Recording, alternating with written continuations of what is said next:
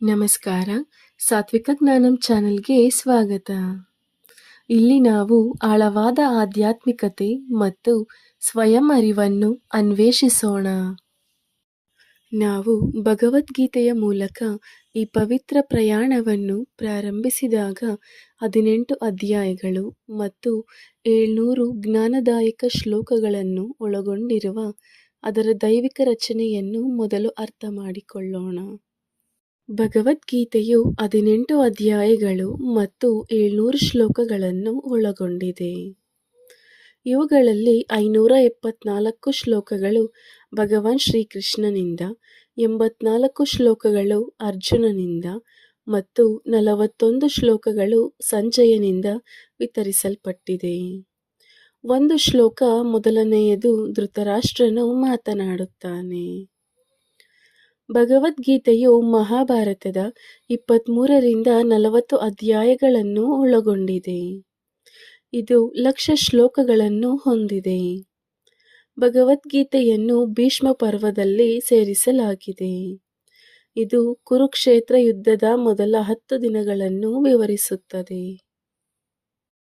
ಭಗವದ್ಗೀತೆಯ ಅಧ್ಯಾಯಗಳು ಹೀಗಿವೆ.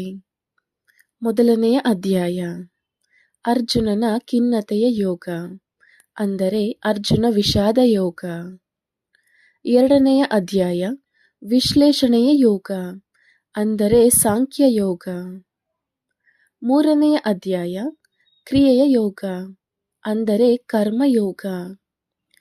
ನಾಲ್ಕನೆಯ ಅಧ್ಯಾಯ ಜ್ಞಾನದ ಯೋಗ, ಅಂದರೆ ಜ್ಞಾನಯೋಗ.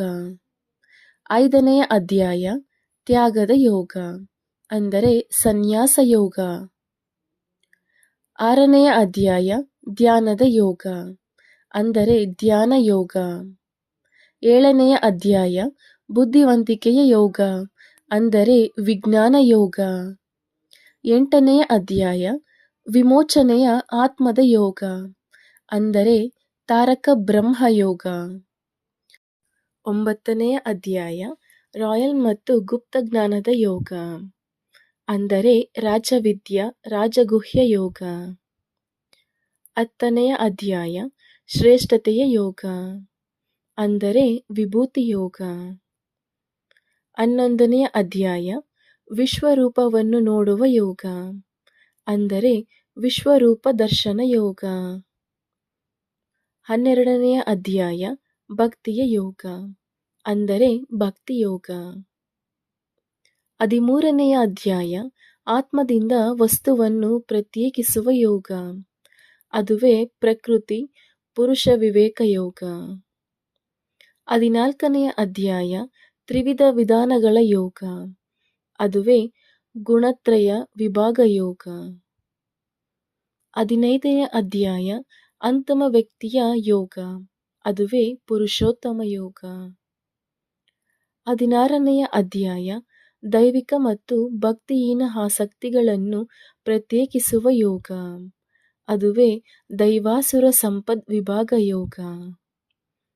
17ನೆಯ ಅಧ್ಯಾಯ 3 ಪಟ್ಟು ನಂಬಿಕೆಯನ್ನು ಪ್ರತ್ಯೇಕಿಸುವ ಯೋಗ, ಅದುವೇ ಶ್ರದ್ಧಾತ್ರಯ ವಿಭಾಗ ಯೋಗ.